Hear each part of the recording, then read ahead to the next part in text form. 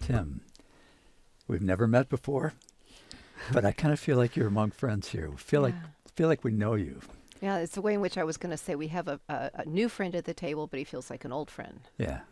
Yeah. So we're really excited that you're here. So thanks for coming. Yeah, we've been waiting, haven't we, Elisa, I think we've been working on in this conversation about 3 years to see when you'd be available, Tim. And some things have shifted in your life in the last couple of years. Maybe tell us about that as we start. I was the pastor of Redeemer Presbyterian Church for 28 years, and then 2 years ago in New York City. In New York City, yeah, that's right. In fact, that's the name of it. Its official incorporated name is Redeemer Presbyterian Church of New York City. And 2 years ago, July 1, 2017, I stepped out as the senior pastor. So I actually I'm not on the staff. I'm not, they say I'm emeritus. I have no idea what that means. And after how many years? 28 years. 28 years. Yeah. We started the church, and and there is actually no Redeemer Presbyterian Church now, because we divided it. Even when I stepped out, it divided into 3 congregations, each with their own pastors and leadership and elder board, etc. And did you divide from within then? Are they pastors from your staff? Yeah, what we did, it was a 7-year ramp in which we divided the church, even though it was still under me, and then we called the ministers, and they were functioning for quite a number of years before I stepped out. So yeah, it was a long exit. Yeah. But anyway, for 2 years now, I've been working with Redeemer City to City, which plants churches around the world. Oh. I bet we could spend 5 days talking about Just the that? transition. Yeah, that's right. Because, there are a lot of people in the boomer and up age making this transition. And I think we're all very hungry to learn how you hold on to God's coattail as you go through such a big change. But that's not why we're here at the table. But I bet some of that stuff might leak into our conversation. Yeah, maybe. What do you want to talk about? Well, I'd like to talk today and other days about the idea of the sexual revolution, which we immediately think of something that happened in the 60s and 70s. So looking around the table, I'm not sure everybody here remembers the 60s and the 70s. Why are you looking straight at me? But we think of that as a sexual revolution. But I'd like to make the case, or I'd like to talk about the fact that the first sexual revolution in the world was the Christian approach to sex, which burst onto the world in the first century. And you can really see it, especially in 1 Corinthians 6 and 7, but elsewhere in the Bible. So I thought maybe could we read one passage from 1 Corinthians 6 and just throw this one idea out and hear what you think. Okay, and as we look for it, you're saying the first sexual revolution was really a Christian one. In human history, yeah, really. It was the first time that Christianity brought the first real revolutionary new approach to sexuality. In all time. In all time, yeah. And so I'd like to at least establish that first and talk a little bit about that. And then go talk about whether or not the new sexual revolution is actually progress, or whether it's actually retrograde, maybe. Look at 1 Corinthians 6, 13 to 17. This is Paul writing. He says to the Corinthians, obviously, you say food for the stomach and the stomach for food, and God will destroy them both. The body, however, is not meant for sexual immorality, but for the Lord, and the Lord for the body. By his power, God raised the Lord from the dead, and he will raise us also. Do you not know that your bodies are members of Christ himself?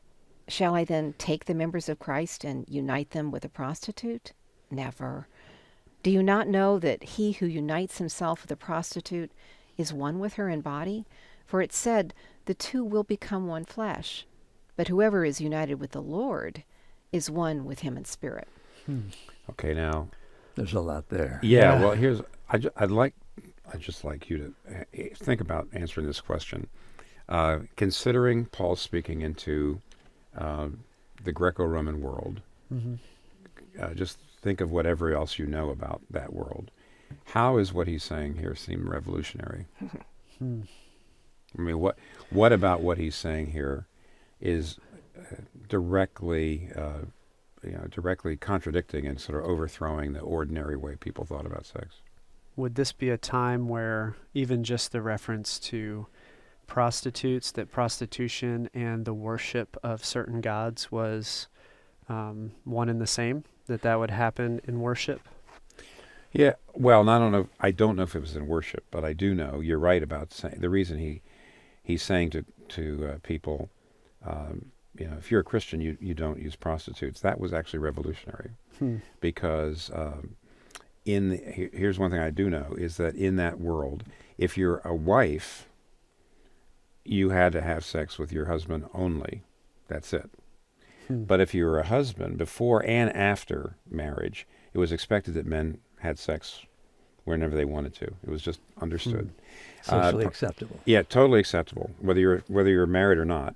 And prostitution was just normal. Everybody used prostitutes. And also homosexuality was pretty normal. In other words, if you're married, obviously she couldn't have sex with anybody else because everybody had to know who the children that she was going to bear. Oh, that was the They reason. belonged. That's right. He had to know who it belonged to because, there was a stratified society, and I had to make sure that my children had the right pedigree. But men, it was expected, could have sex with anybody. You could have sex with your servants. You could make them have sex with you. Prostitutes all over the place. So Paul brings that up because that was just utterly normal. Empire-wide. Yeah, pretty much. Yeah. So you're right. That's the first thing. Just when Paul comes along and says, no, there is no double standard. Sorry.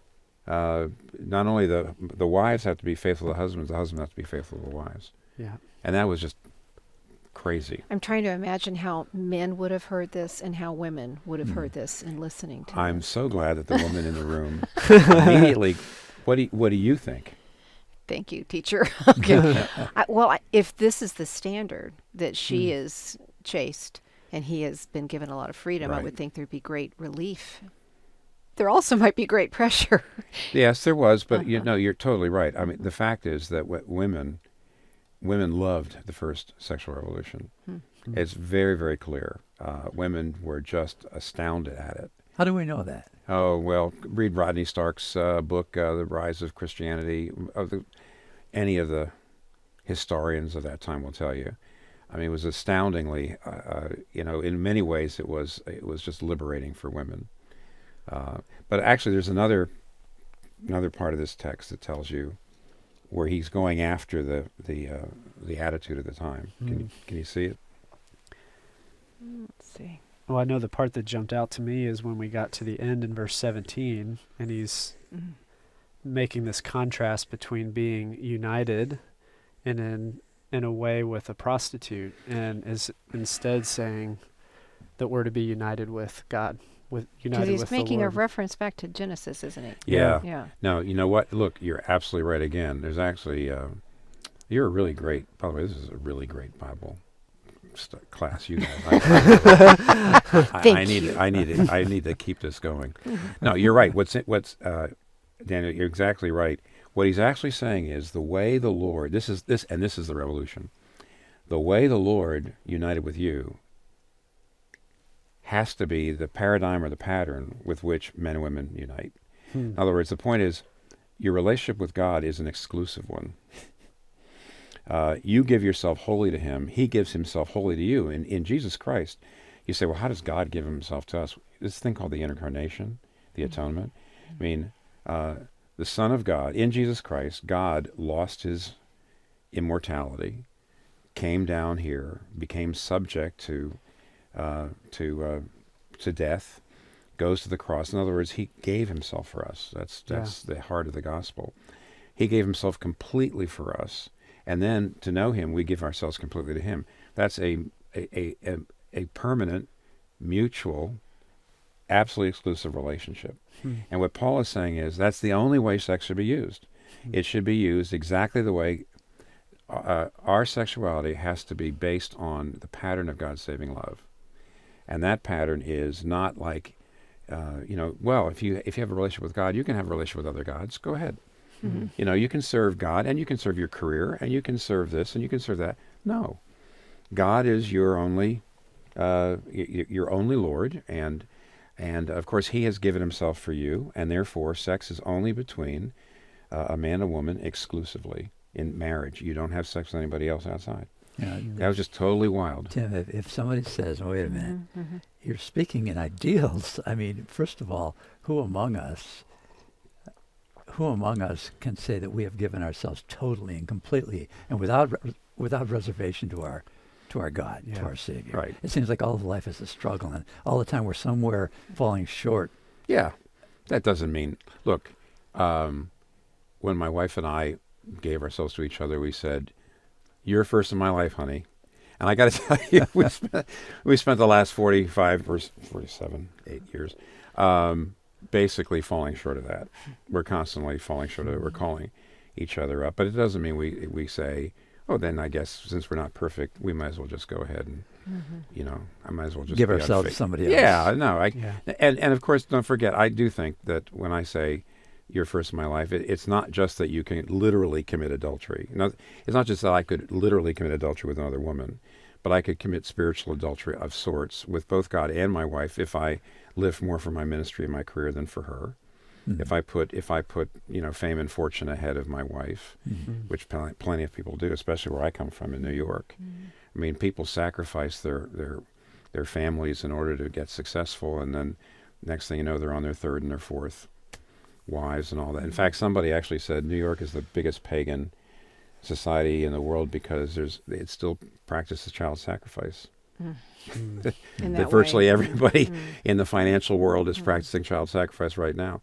In what sense? In the sense that they're sacrificing their children so that they can make more money. They're just working day and night. They're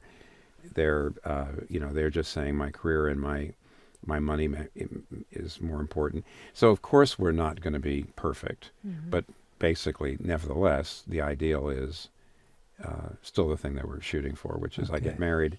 Sex is only within marriage. In other words, I can't have sex. Maybe we'll get to that some other days. I don't have sex with somebody I haven't given my whole life to. But basically, that's the pattern. Was it scandalous for Paul to talk about being one with Jesus Christ in the metaphor? Yeah, that. At least that's really wise. You mean in a sexual way? Yeah. Well, Would they have it doesn't heard that? exactly say it, but there's no doubt the idea of communion with God, an intimate love relationship with God, that was totally new. Nobody had relationships with their gods like that. Although they had sex before their gods. Oh, yeah, that's right. But I mean, the Okay. idea that you'd have an intimate relationship with a god is crazy. And actually, even today, I was in a dialogue with a Muslim cleric once, in which it was really good, and we learned from each other. But he just said, "We do not talk about a love relationship with Allah. You cannot be friends or have a love relationship with Allah because He's too high and we're too low." And so this idea, yes, it was very daring to say, because of this intimate union we have with Jesus Christ, our sex life has to mirror that. We have to base it on the idea of the saving love of God, which is always mutually exclusive. Before our time's up, there is one more thing I'll just point out. When he says, "Food for the stomach and the stomach for food, and God will destroy where are them you now? both." What At the verse? very beginning, 1 Corinthians 6:13. All right. When it's you notice in most translations, it's a little bit of a proverb. It says, it's usually in quotes. And what he means there is, sex is just like eating. And that was the attitude of the time, was that sex is like an appetite. If you get hungry, you eat. There's nothing right or wrong about that. Maybe you could overeat, but basically eating isn't a moral thing. You need it. And sex is the same way. That basically sex is just an appetite. So just when you feel you need the sex, you go do it. And Paul is saying, no, it's a sacred thing. It's not an appetite. It's something for an exclusive relationship, just the way God's love for us has to create an exclusive relationship. And there's no double standard. And it was a complete revolution. The first revolution. The first sexual revolution that ever came into the world was the Christian first sexual revolution. So I'd like to keep looking at 1 Corinthians 6 and 7. And I'm wondering whether it looks to me like we do have a designated reader here in Grand Rapids. We do. We do. And I would like her. So now we know who we're talking about. I would like her to read the very end of 6 and a little bit of the beginning of 7. If you can Okay, do that. here we go. I'm honored. Okay, this is Paul writing to the church in Corinth, and I'm going to pick it up in 1 Corinthians 6:19. Do you not know that your bodies are temples of the Holy Spirit who is in you, whom you have received from God? You are not your own. You were bought at a price. Therefore, honor God with your bodies. In chapter 7, we'll pick up in verse 3 through 5 here. The husband should fulfill his marital duty to his wife, and likewise the wife to her husband. And at least I've got there, Okay. should fulfill his wife's sexual needs. Okay, so specific yeah. there. Okay. And then verse 4, the wife does not have authority over her own body, but yields it to her husband. In the same way, the husband does not have authority over his own body, but yields it to his wife. Do not deprive each other, except perhaps by mutual consent and for a time, so that you may devote yourselves to prayer, and then come together again so that Satan will not tempt you because of your lack of self-control. Okay, so now we're exploring how Christianity brought a very revolutionary view of sex into the world. And this time, I'd like us to talk about how the Christian attitude toward the body, the physical body, how that was different than the one that the culture had. And I guess we could even say maybe even different than one we have now.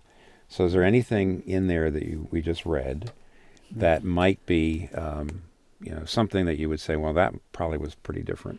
How do we know? Well, think about certainly the first part where it says, do you not know your bodies are temples of the Holy Spirit? Sure. Yes, that's different. Why was it different? Well, it's radical that the Holy Spirit would dwell inside a body in such a way. Usually Yeah. the temple was a place you go to. Yeah. Exactly.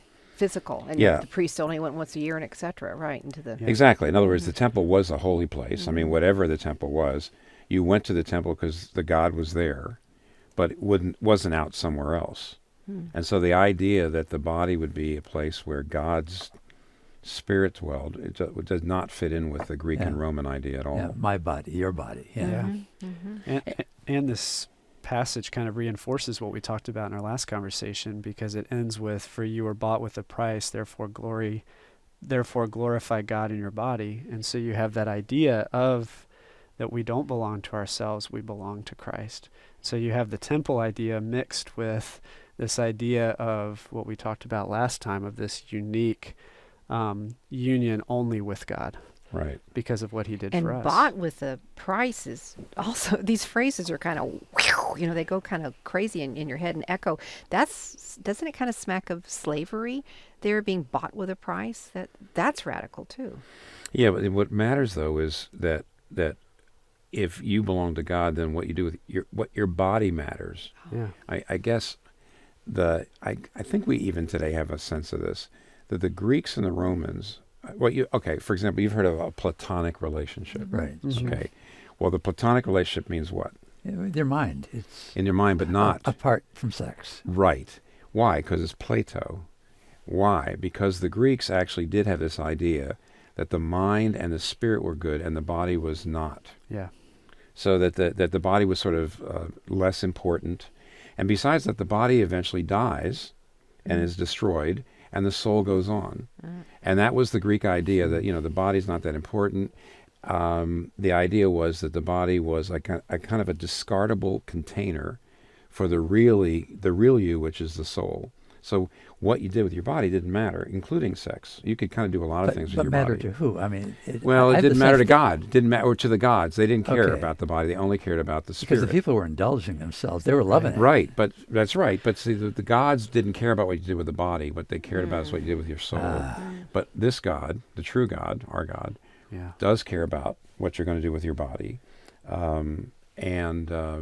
After all, Jesus Christ, took on a body. He was incarnated. He was resurrected in the body. God's going to, he not only created soul and body, he's going to redeem both soul and body. And that really changes things. It means that, what you do with your body really matters, and that's what Paul's saying, and that's very, very different. And you're saying in Greek society, that would be a far more drastic, stunning thought than in our own even. Yeah, and Yes, except, go ahead. And it was so stunning that a lot of the early church in councils and in these gatherings was arguing about whether Jesus had a physical body or not. And if he did, then it was good. They even started to teach at one point that it was good that he died because he was able to discard his physical body. And you have studied your church history, brother. and that's right. And the reason, because they were being overly, they were falling back into Greek thought at that point instead of being biblical, whereas the body is a good thing. That's exactly right. But can you see why? You can see why it was revolutionary then. But here's my question: is there anything about our culture today that shows people are saying, well, really, the body isn't actually important. What really matters is my inner self. Can you see that or not? I'm trying to figure out where we see it. Well, I actually think people are worshiping the body too. Our fitness, our beauty crazes. Yeah, and we do that's worship true. our body too. And we also then separate into our spirit and think that's more holy than the body's. So maybe there's still some separation does that? going on. Well, I think about it in church contexts where we always emphasize when we leave here to get there, meaning heaven, when we get rid of this physical world and our physical bodies so that we can get to heaven, where then we can really be united with God. And here he's almost saying, no, the uniting has already happened. Yeah. It's not some future hope that we have, although maybe it'll be more realized in a future sense. But right now, this is a present reality of God being united to you in this physical body that the Greek and Roman world would say isn't important. The body is not a discardable container, the way the Greeks said. Yeah. But I'm just saying, I do see some things happening today that seems like a bit of a throwback to the old idea that what matters is my inner self and not my body. It's also true a lot of people do hate their bodies. People who have had a lot of disabilities. Yeah. A lot of people feel like their bodies are their enemy. Yeah. And that's because we live in a fallen world in which everything's flawed.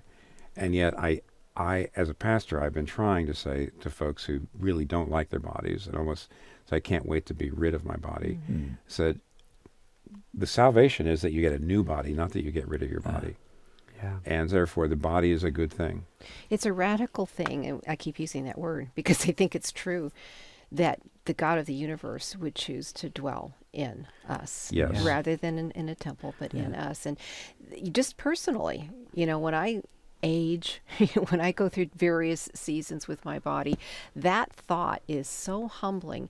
And yet, and it goes back to what we talked about in a previous conversation, it's incredibly endearing and intimate that God loves me that much that he wants to dwell with me in that kind of a relationship. Yeah, I think anybody who's listening can identify with a moment where they've seen themselves and didn't like what they saw. Right. Oh, who hasn't? Right. Who hasn't? Right. Yeah. And so what's so powerful in this is the fact that even in that moment, God is saying, no, you're my temple. I live in you.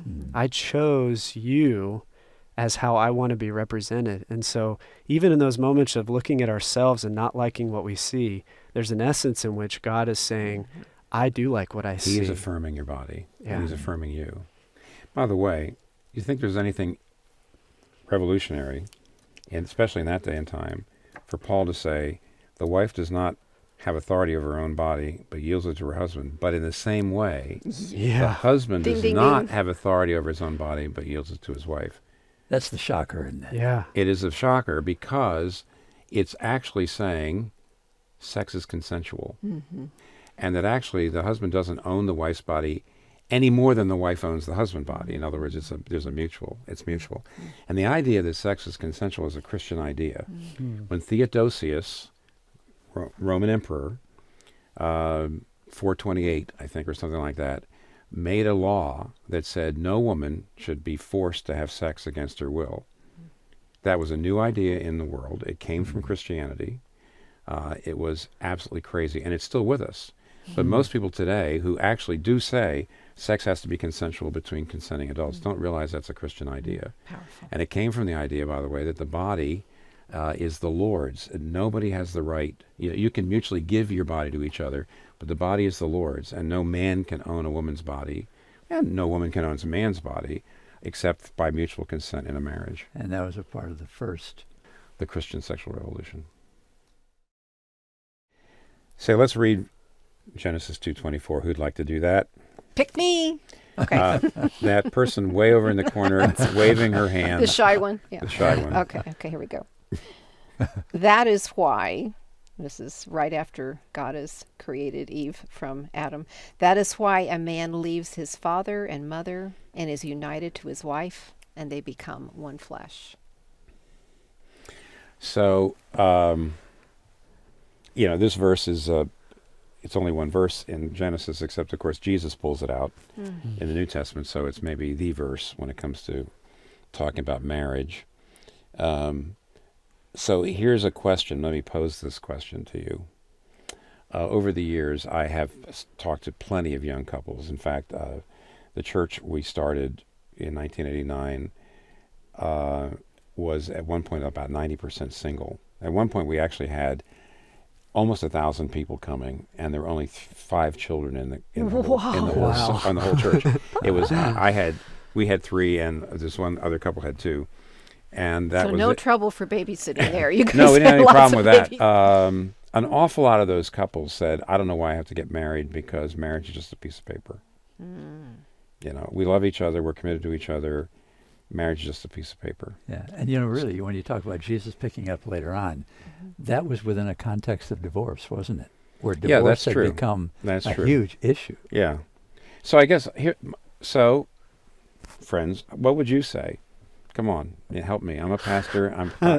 I don't need to be married. We love each other.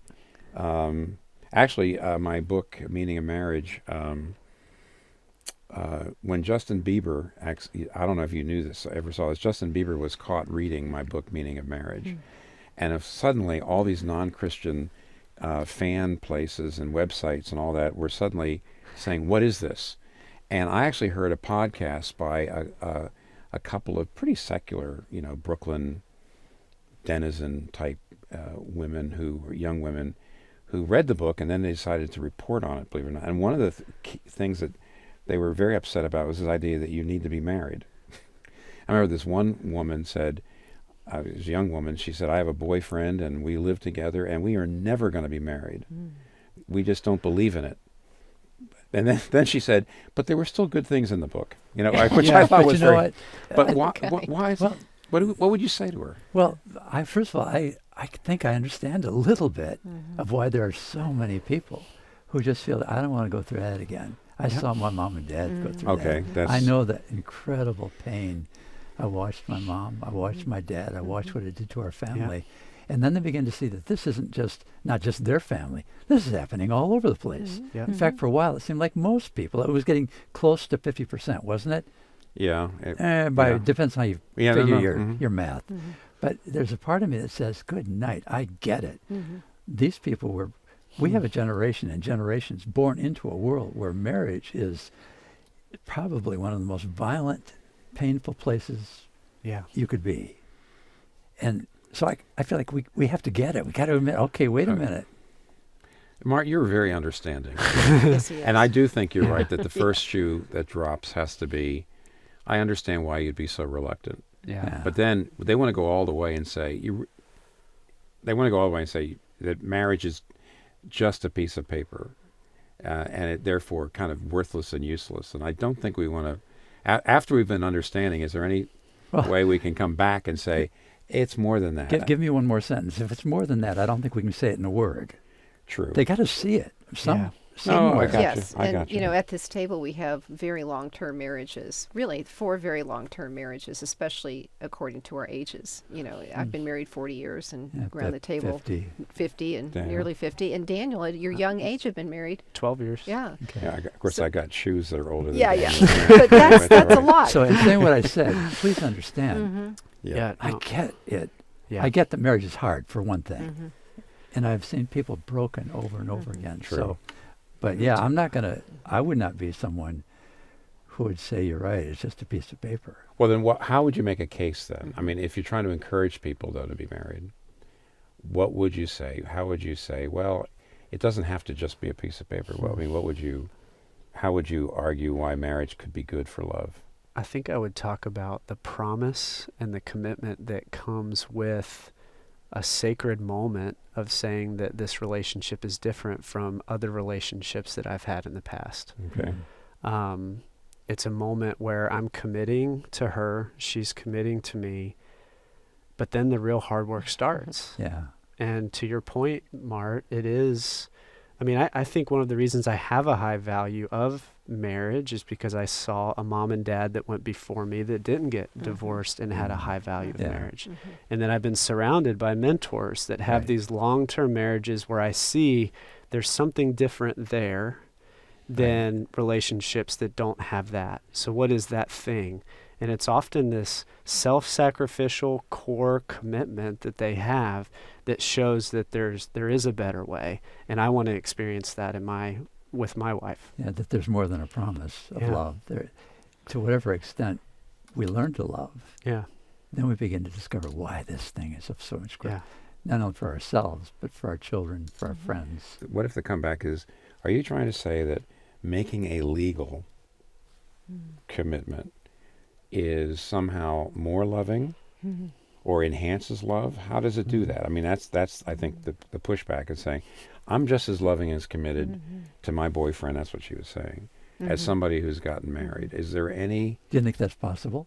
Well, I remember growing up in a broken family that my husband and I, when we got married, made a commitment that we would never use the word divorce. And I think that's something maybe that you're getting at, Tim, here, is that our commitment, which was on paper, but was also before God, was a commitment to stay in relationship and to flesh out the love for us that we had for God towards each other too, and towards our children. And let me play this out then, Tim. Is it possible that the kind of commitment that the scriptures value and promote as being the way of God, is it possible that that could exist without a piece of paper? First of all, even here, now see the word united, the old King James said, this is why a man shall leave his father and mother and cleave to his wife. I'm sorry, I'm old enough that I love the older language. The cleave actually means to be glued.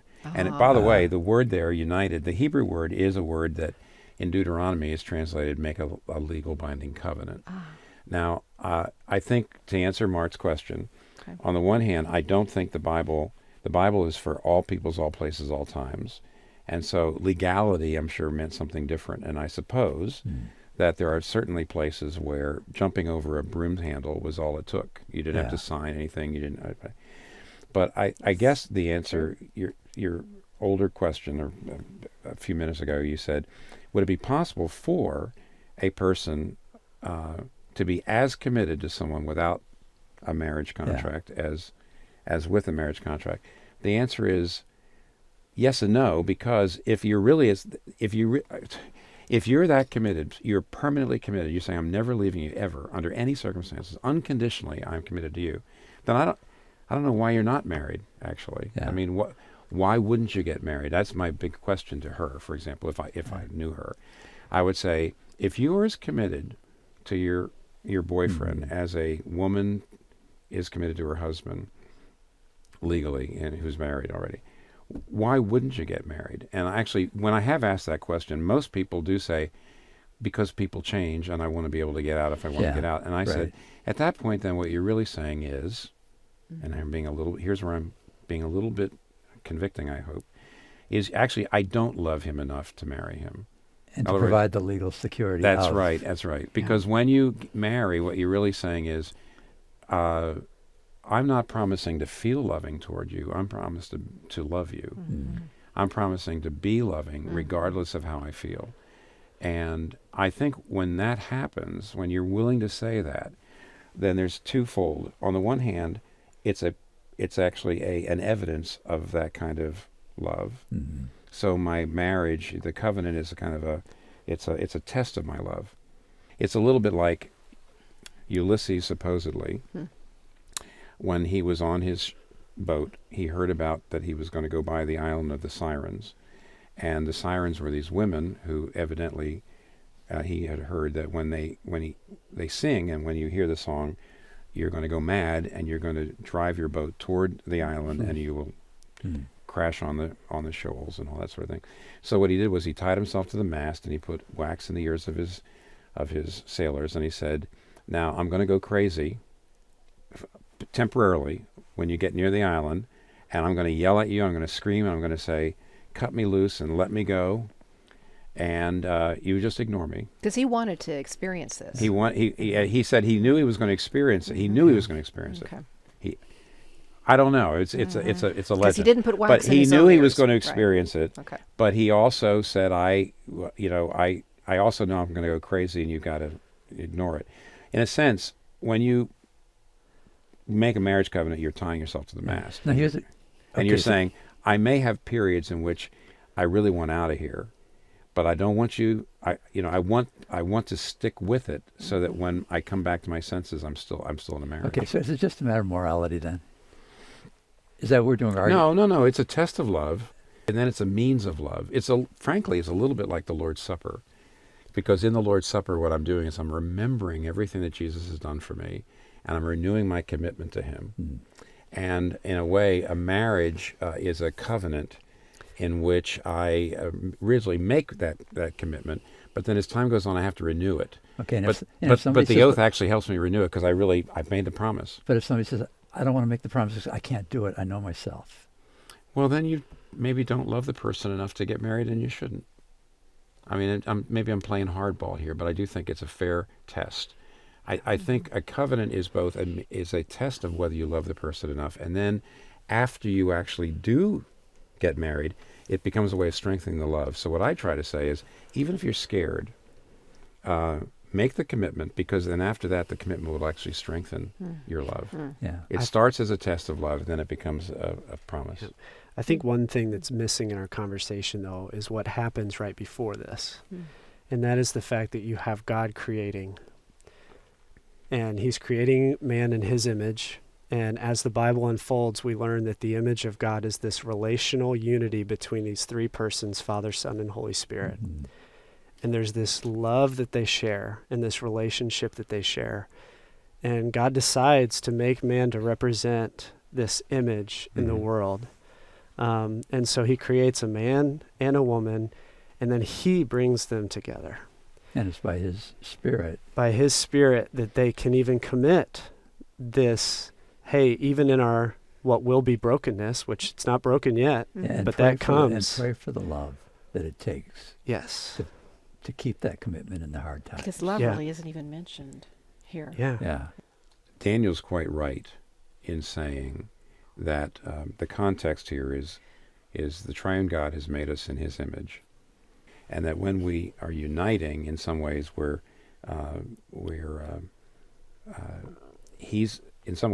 imaging Him, and so He's present in the relationship. What I'd like to say is that if you make that marriage promise, as far as I can see, is that's how the Spirit strengthens your love and your ability. So if you say, I'm afraid I'm not strong enough to make this marriage promise, I want to say, well, maybe you aren't, and maybe you're not ready to marry this person. But I also want you to realize that the way the Holy Spirit is going to help you stay faithful to your spouse is through the promise. Because I know after 45 years, many times I remember thinking, this is really hard, and then I say, but I made a promise. And the Spirit uses that at that moment. So you don't want to say, well, here's the promise, but how does the Holy Spirit work? The Holy Spirit works through the promise. And so I really think, even though younger people are really afraid to make that commitment, I would say, on the one hand, making a covenant commitment, a legal promise to be married, is both a sign of love. It does take love to do it, but then it becomes the thing that strengthens the love on the other side. And that's what I don't think they know. They're afraid that they won't be able to live up to it, but it actually becomes an enhancer. So it's a test of love, but it's also an enhancer of love. And I think that's the reason why that we have to be united in that way. Okay, by the way, Daniel, you got to do it this time. Okay. Right? Do what? I'd like Do you what? to, well, I want you to read about male and female, Daniel. Okay. Okay. And it's probably the two classic verses are Genesis 1:27 Okay. and 2:18. All right, so Genesis 1:27. So God created humankind in his image. In the image of God he created them, male and female he created them. And then chapter 2, verse 18 of Genesis. Then the Lord God said, "It is not good that the man should be alone. I will make him a helper as his partner." Okay. So one of the most important aspects of the Christian sexual revolution, and I'd like to talk about this very directly like this, was Paul was very, very, let's put it this way, very positive about the idea of marriage being between a man and a woman. Much more positive, you might say, about it than the Greco-Roman world was. But the basis for it was, I think, this stuff right here, where he's actually talking about where the text is talking about the fact that maleness and femaleness somehow together reflect the image of God in a way that neither one reflects all by itself. Mm-hmm. No matter how you read this, it seems like that's got to be the implication. So God created humankind in his own image. In the image of God created he them, male and female he created them. So he's saying that the likeness could not exist in the male alone? It seems like it. It's intriguing that the very first thing the Bible says, I mean, in fact, before the sentence is over, the minute the Bible talks about us being made in the image of God, it immediately talks about gender. Mm-hmm. First thing. Sure. It doesn't talk about, there's a whole lot of other things that we would say are the results of being in the image of God. We can talk about irrationality. Mm-hmm. We can talk about personality. We can talk about all sorts of things. But it's fascinating. The very first thing it says reflects the image of God is the fact that we're in two genders here. And yet, as time goes on, I'd like you to respond to this question. I keep looking through the Bible for lists of traits of masculinity and femininity. Mm-hmm.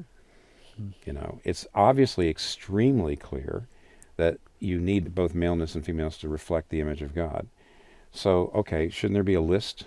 Right. You know, these are the things the man is, these are the things the woman is. We try to make there be lists. I can't find them. I can't find any. But I think we try to make there be lists, like a gentle and quiet spirit. Well, that's a girl. You know, I mean, we do you that. Don't want so you don't want guys to be gentle. See, that's the problem. Yeah. Yes, exactly. You do. Exactly. Right. And God does describe himself with male and female characteristics at times. That's true. Which is interesting. Yeah, I mean, there's plenty of people who are going to talk about the fact that the predominant number of images used for God tend to be male. But I won't even go there. Let's not talk about that. The idea is that if you say, well, women are more gentle and men are more courageous, but you don't want cowardly women, and you don't you don't want harsh men, and then you begin to say, okay, well, where is it then? What is maleness and femaleness? Yeah, and we look at history and we see very courageous women. Mm-hmm. Yeah, and we look at history and see very courageous men. And we look at history, and some of the men that have made the biggest difference in the world are gentle, quiet, spirited men. So, then, are we going to just wiggle out from under this? Are there any differences? But there seem like there have to be. Well, there are reproductive differences. Biological, yes. Nobody's going to argue that one. Though it's interesting, I think it's interesting, that God could just be creating new human beings if he wanted to. There could be a place where they just appear. Sure. Right? That'd be fun. I think there's some movies that do stuff like that, right. actually. On the other hand, what he has bestowed on human beings is the ability to create new human life. But it only happens through the union of a male and a female. Right. Something that the male only can produce and something that the female only can produce have to be united. Yeah. Right. Now, everybody agrees with that, and that those two things have to come together. The real question then is is there anything besides the biological? And by the way, I'm not fishing for an answer in my head that I'm trying to get you to say, because I don't have one. Yeah. So does not there seem to be need to be some kind of maleness or femaleness beyond just the biological? That's okay if you start to get You stumped. think of the fruit of the Spirit, and it looks differently in different people, right? Yeah. But it's the same. The love, the joy, the peace, the patience, all of that is going to show itself. Maybe in the strength of a woman may be different in some ways than the strength of man tends to be And different. there's some modern day studies about what happens in different spheres in the brain, in the Right. male and female brain. There are some studies in leadership and social sciences about how men lead and how women lead. And That's true. so there's some soft evidence There must be something there. No, I mean, I remember even years ago reading the studies that say that infants, girl infants and boy infants, if you show them faces or pictures of things, that they can chart where their eyes go, and their eyes go different places. I mean, I saw one study, I don't know whether it's held up, the real problem is every 10 years all these social studies start to change. But that women will, the girl babies will tend to look at the whole face, and the boy babies will look at parts of it. And so there does seem to be something pretty deeply wired in that's beyond just the biological reproductive thing. But so why do you think the Bible then will say there's a difference between maleness and femaleness, and therefore in marriage you need to be reuniting the irreplaceable, you might say the non-reproducible glories of the two genders. There's things that I can't see or do that my wife can see and do, and there's things that I can see and do that she can't, and that in marriage you're uniting those non-reproducible glories. Yet the Bible never really tells you what those things are. So I think that's actually fairly wise. What do you think? Yeah, no, I do too. What I'm wondering is, what if somebody says, well, maybe the reproduction, the multiplication of the species is the issue. Maybe that is the main thing. Otherwise, what do you say to a single person who says, you mean I'm not in the likeness of God? Well, the problem with focusing on the reproduction piece is I know too many people that can't have babies. Right. So does that then mean they can't represent the image of God in the world because they can't multiply? Of course not. You can't. Plus, the scriptures put high value on some people remaining single to give their full devotion and life to God. They're in the likeness of God. And you can't say that marriage is better than singleness, except for the multiplication of life. Right. But one comeback on that would be to say, I'm single, so you're saying I'm not, haven't been completed. I mean, we didn't use that word, but sometimes in traditional circles they say, you need to marry somebody to complete you, because you're a male and a female completes you, or you're a female and a male completes you.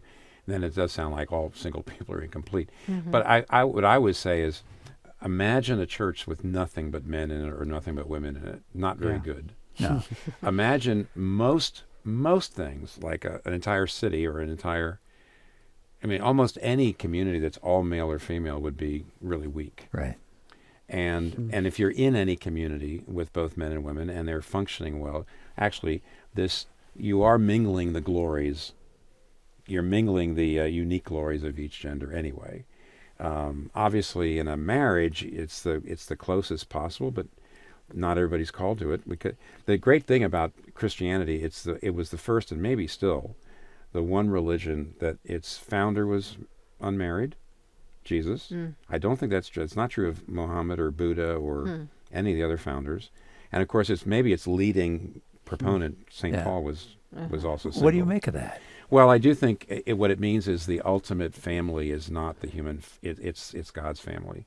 That if you're a member of God's family, and you've got mothers and fathers and brothers and sisters. I mean, Paul says so. He says in the church, he said treat older women as mothers and older men as fathers, and others as brothers and sisters. And Jesus says something very similar. That's right. He says exactly. It says in Mark chapter 3, he says, "Everyone who does my will is my brother and sister."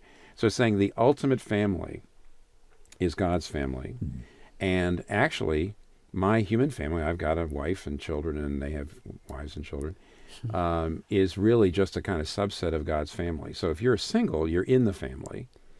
You just may not be doing one of the subsets, that kind. Yeah. Mm-hmm. And that's extraordinarily comforting, especially in my part of the woods, where actually the churches, even up to 2 years ago when I left Redeemer, the majority of people were single. Wow. The majority of people, even when we were massive, and we had thousands of people, the great majority were single. That's why nobody ever said at Redeemer, when are we going to have a singles ministry? I said, look around you. We are a singles ministry. Nevertheless, I think I think that's your answer, Mart, is that we are completing each other, but especially in God's family, because there is, I think, that's where we're supposed to be holding each other accountable, talking to each other. We're supposed to be confessing our sins to each other. Yeah. There's a kind of intimacy that happens in God's family apart from marriage that probably doesn't happen in the broader community. I don't think you have that same brother-sister relationship anywhere else, except maybe in your own extended family. So if that's the ultimate expression of God's glory, and that kind of a family sense of relationship and intimacy, could it be that we have put too much emphasis on marriage and family? Just because I've gotten around, when I lived out in the normal world, I guess the normal American world, the normal world, the normal American world, where most people are married and having children, and the singles tend to hightail it off to the big city because they're tired of being told once they're 27 years old and unmarried, when are you going to get married? They're just tired of it, so they go to the cities. And very often in the big cities, I see people the other way around, which is too afraid of marriage. They're too afraid of it, and yet out in the so-called normal world, I think we do make an idol out of it. We say you're not a real person unless you're married, and no, Christianity ought to be able to say you can be single and be absolutely, completely self-realized as a Christian without being married. Yeah, so, but still in relationships. Yeah. Plenty of relationships. That's why it's not. That's why there's nothing wrong with being long-term single, is if you really have the family relationships that you wouldn't have elsewhere, any other place. And you would need relationships that complement one another in men and women. Yeah. And they evidence the image of God. Yeah. And see, what's interesting, this word, it's very interesting, this word, I will make a helper suitable for him. Of course, the trouble with that word in English is it sounds like Santa's little helper. Yeah, right. Yeah. So it sounds like and of course, it's pretty well known now that the Hebrew word there, ezer, is a military word that means reinforcements. It means like you're losing the battle, and suddenly in come the reinforcements, and now I win the battle. And she's of a woman. That's right, and the woman is the person who's the reinforcements. Yeah. You're going to lose without the woman. And but on the other hand, when you go to Ephesians 5, where it says, husbands, love your wife as Christ loved the church, gave himself, and, helped her with her blemishes and all that. It's clear the husband's supposed to be a helper to the wife, too. There you go. Yeah. There you go. And, but it does come back to this idea that male and female, though in every culture and in every, I think, marriage, it manifests itself differently. That's why the Bible's so wise not to lay down a rigid set of detailed behaviors. For males or females, because the difference is there, but it manifests itself very differently in different ways, times, places, and cultures. But we still need to unite them, and you do unite them in the church, and you may unite them in your marriage. Okay, let's read the very famous passage at the very end of Ephesians 5. It's 31 and 32, where Paul really shows what a profound mystery marriage is. Who wants to read that? I would love to. May I? Mm-hmm. For this reason, it's because we're members of the body, I guess. Anyway, for this reason, a man will leave his father and mother and be united to his wife, and the two will become one flesh. This is a profound mystery, but I'm talking about Christ and the church. It's really fascinating that Paul uses the term mystery here, which everywhere else always means, whenever Paul talks about the word mystery, it actually means the gospel. It always means when he talks about a mystery that has now been revealed, he always means the Old Testament talked about it, in sort of indirect ways, but now the gospel of Jesus Christ saves us by his grace has been revealed. So it's intriguing that he looks at marriage and says, this is a great mystery. So he must be meaning that somehow marriage is actually a kind of foretaste of the gospel, or it needs to be a kind of image of the gospel. And we've been saying all week, all along, that sex needs to be in marriage between a man and a woman, because God's saving love, first of all, always comes to us only in exclusive union with him. And it also unites difference. Just like a man and a woman is brought together, even in spite of the fact that we're deeply different. So God and humanity is brought together. So what happens in saving love is two very different beings, God and humanity, are brought together like male and female, and they're brought together into an exclusive covenantal relationship with no one else. And therefore, sex needs to be between a man and woman inside a covenant of marriage and nowhere else. And then Paul has the audacity to say, if you understand this and you practice this, it gets you in touch with something cosmic. This is a profound mystery. And so, in a sense, marriage tells you about the gospel, and the gospel helps you understand marriage. Now, the world doesn't understand that. It sees sex as kind of an appetite. It sees it as just a way of self-fulfilling pleasure. And yet the Bible says, no, actually sex and marriage is something very sacred. Let me read you a recent article from the New York Times, and then I'm just going to ask you to respond. Just what do you see there? How do you respond to that? What do you think? This is a woman writing in the New York Times, and she describes a sexual encounter with a man she met on Tinder. What does that mean? Younger people, would you like to tell us older people what Tinder is? Tinder is a site where you can meet people and hook up. Okay. Yeah, and sometimes it leads to dating relationships, and sometimes it doesn't have to. All right. No, so you basically find people that want to hook up, usually sex, but not necessarily, but often. So she meets a guy on Tinder. She was 30 years old or so, and he was like 24. And she was surprised at how the younger men had changed. And this is what she says. She said they began to make love, and he began to ask for my consent about virtually everything. He asked first if he could take her sweater off, and after she said yes, he also said, "Can I take off your tank top?" And when I said, "Well, yeah, obviously, since I'm letting you take all of my clothes off," I meant everything. He said, "I'm not comfortable with that." He asked for consent for every single thing he took off. Every time he unbuckled anything, anytime he unhooked anything. And then she said, I realized that a dramatic shift had taken place in the sexual training of younger men, so that they had to repeatedly ask for verbal consent. I was not used to being taken care of in that way, and I liked it. It had a very intimate feel. Later, however, when she texted him after they'd had sex, he never answered. He ghosted her. The name of by the way, the name of the article was Consent to Touch, Not to Ghost. And what's ghost mean? Ghost means, would you like to tell a younger man? Ghosting is when you think you have some kind of connection with someone, but then they fall off the face of the map, and They you just never don't hear from answer them you. again. They act like ghosts. In other words, they just disappear. Yep. They don't say, sorry, I can't talk. Yep. They And it just doesn't have to disappear. be in a sexual thing. It could be Anywhere. Your sister could ghost you for a while or something like that. That's right. Right. But what happened was, this is a very educational. This is a very educational lesson we're doing here for us older people. But what happened was, she felt he really was so. She felt it was so intimate, and she liked it, and then he just didn't answer her. And when she told her roommates, or other girl roommates, how hurt she was, they just laughed. Because he asked for my consent, I said, over and over. Sex felt like a sacred act, a reciprocal offering, and then he disappeared, and they still laughed. And then this is how she ended it. She says, in the days and weeks afterwards, I was left thinking that our culture's current approach to consent is too narrow. Consent doesn't work if we relegate it exclusively to sex and the body. Our bodies are only one part of the complex constellation of who we are.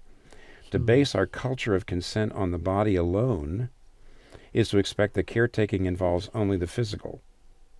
I wish we could view consent as something that's more about complete care for the other person, because I don't think many of us would say yes to the question, is it okay if I act like I care about you and then disappear? Wow. I think in various ways, this woman, who's a secular person, is sensing intuitively what we've been talking about all week. What do you think? I love her holistic, integrated approach to what union and true intimacy means. Okay, whereas the young man, it sounds to me like he was simply self-protecting. Exactly. Yeah. There was more in the article than I read. She realized it seemed very intimate and caring, and then she realized it was all about him. He was just covering his tail. Right. Wow. That's right. You're right, Mark. She realized in hindsight it was nothing intimate about it. It was not about me. It was all about him. So maybe what was born in her and recognized was a desire for a more holistic intimacy. Yeah, because she said he was giving me his body, but not any part of himself. And she may never known that That's that's right. what she really wanted. There was no care there. Yeah. There was no love there. But I'm not sure I don't know, I just felt like it was a discovery for her, and she was surprised by this consent request over and over, and it felt the way you read it, Tim, that something was being revealed to her inner self of a deeper need. Yeah, because even in the process, she felt like this was really weird. And it wasn't until reflecting on it afterwards that she realized she wanted something more than she had really that originally signed up for. And as part of the, I think what she was sensing when she said, consent's got to be more than just physical. Yeah. I give you physical consent. And it says the body's only one part of, I loved it. This is, Elisa, what you're saying. The body's only one part of the constellation of who we are, which of course is what we've been saying all week. Yeah. That you can't just say, well, here's my soul, here's my body. The body doesn't really matter. What matters is myself or my soul. No, it's all part of you. And she says, to give you my body, to ask for my body and to give me your body, but not give me your whole self, feels like I feel violated. Yeah. That's where she says it feels sacred. She's intuiting the Christian idea, which is you should never give your body without giving your whole self. Yeah. Because you are an entirety. And you must never give yourself physically without giving yourself emotionally and spiritually and legally and economically. And I think to put it in the positive, because those are important delineations you're making. In the positive, maybe she's discovering she was made for something more. Yeah. I wonder if that's why, in so many ways, we can find ourselves at times feeling sterile, like our spirituality is not all that meaningful. Yeah. Because of what we're withholding. Yeah, I'm struck thinking about the greatest command and the one like it. Love the Lord your God with all your heart, soul, mind, and strength. Yeah. And here we are talking about the physical strength. Yeah. We're talking about the emotions, the heart. Right. We've talked about the soul. Yeah. And she's thinking about this afterwards, and so her mind is involved, and what she's realizing is that this relationship, that she wanted, was something that requires heart, soul, mind, and strength, and not just strength, not just the physical. And from both sides. Yeah. And we can feel sterile too, I think, if we're trying to do all the loving and not realizing that he has first given his mind, soul, body. Literally. Yeah, and actually, in some ways, much more than we ever will give ourselves to each other. I mean, there are people who have died for their spouses. Yeah. I'm sure to save their spouses' lives, but the vast majority of us have not done that. But Jesus did that for us, and we are his spouse. Yeah. Yeah. It's a very dramatic illustration when you pause and consider the turn that you're suggesting, Mart and Tim. It's very dramatic at how we withhold. Yeah. And in a way, God in the most appropriate, meaningful way is asking for consent. He said, I remember C.S. Lewis talking about him as a gentleman, and I think that's profound. Yeah. But he really does long for that kind of relationship with us. But if he didn't, why in the world would we love him? I mean, I think so often we're trying to love someone we have no idea the extent to which he has first gone. Yeah. That's right. And I think that's where we have to kind of end or rest our thoughts. Yeah. Could we read this? Could we read those last verses again? Yeah. Is this the right time? Please. Because it's profound when you put it in the context we've just talked Mm-hmm. about. For this reason, a man will leave his father and mother and be united to his wife, and the two will become one flesh. This is a profound mystery. Here. But I'm talking about Christ and the church. Yeah. His unconditional love for us is the thing that should reassure us so deeply that when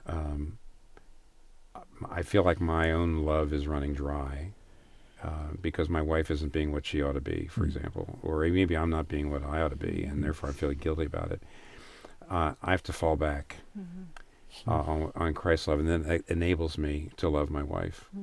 Or, put it this way, if I really did love Kathy, and I constantly fall into I fairly often fall into loving Kathy more than I love God, or her love for me is more important than is God's love for me. When that happens, I fail to love Kathy well. I start putting pressure on her. Yeah. She's got to always be okay. She's got to never have a bad day. She's always got to be affirming me because she's like my God. That's so good. And what's so weird is until I really let Jesus' spousal love for me be the ultimate source of my joy and my identity, I can't love my wife well. It's so weird. If I love her more than God, I will love her terribly. And if I love God more than her and rest in this more than I rest in anything else, I will love her so much better. And that's the irony and paradox, but the beauty of Christian marriage. The mystery of the first sexual revolution, right? Yeah, the first sexual revolution. And I would add, in some ways, the second sexual revolution, which is the one we've had since the 60s, is actually not moving forward, but to some degree it's retrograde. Because going back to the idea that sex is just an appetite, and sex is just a way of getting self-fulfillment, and it's really no big deal. And I do think, by the way, women did not do very well back then, and I don't think they're doing as well in this sexual revolution either.